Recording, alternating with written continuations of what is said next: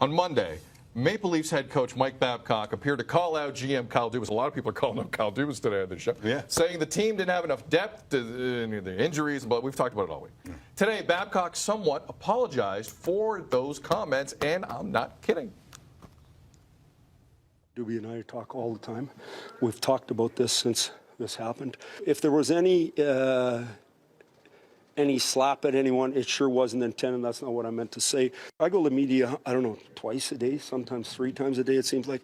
There's going to be a storm once in a while. There just is. And you'd like to say everything perfect, and sometimes maybe you don't. I wasn't expecting that today. No, I wasn't expecting it. Are you surprised by that? Do you technically characterize that as an apology? No, but I think he addressed the situation, and I think people wanted to. I think after the win, the Leafs were able to exhale. No matter who it came against, no matter how the goals came about, the way they played allowed some people to exhale and maybe realize that the timing on all of this probably wasn't the best. And no matter what's been said in the past, behind closed doors, I think that was important for Mike Babcock to go out there because now people can kind of sort of get past this. When they end up losing, whenever they end up losing, people will rehash that. But for now, it kind of does squash it, does it not?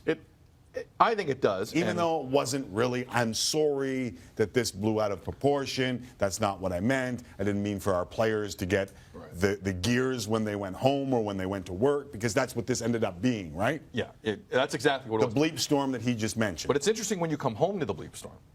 Right, they were on the road for it. Right. You're in Nashville, you're in Buffalo, you have the traveling Leaf media, they're all there, CJ and everyone's there. Yeah. But when you get back to Toronto, it's a different thing. Right.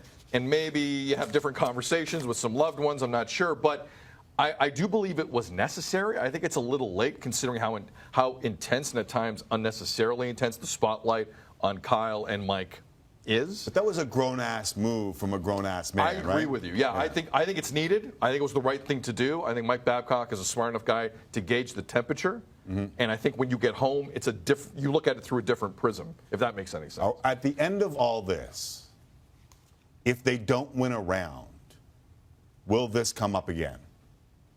Yeah, yes. I believe so too. Because he's smart. He was smart enough to know what he was doing and that the seeds have been planted. Yeah. Not that he had to do them, because normal hockey observers know full well this is a flawed roster with some expensive pieces, but there's a big hole in this roster. Right. And if they go out in 5, let's say, to Boston, it's going to be so easy to figure out what the conversation around this team is going to be, because you're not going to blame Marner. Right. You're not going to blame Ozhiganov. Who are you really going to go after here? It's the $50 million head coach who's nearing the end of the deal. That's who you're really going to go after. And maybe a guy in Kyle knows who he thinks the next head coach of the Toronto Maple Leafs should be. Or nearing the midway point of the deal.